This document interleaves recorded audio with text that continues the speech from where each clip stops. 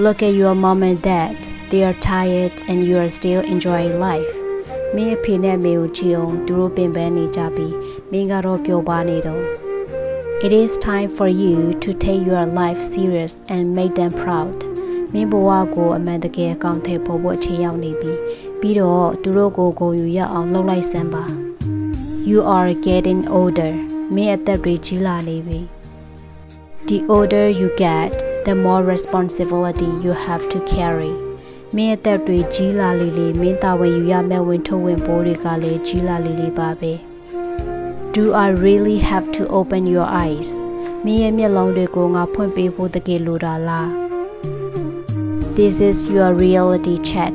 ဒီစာကတော့မင်းကိုတကယ်စမ်းစစ်ဖို့အတွက်ပါပဲ You should know their values and loves on you. မင်းပေါ်ထားတဲ့သူတို့ရဲ့တန်ဖိုးထားမှုတွေနဲ့မေတ္တာတရားတွေကိုမင်းသိတဲ့တယ်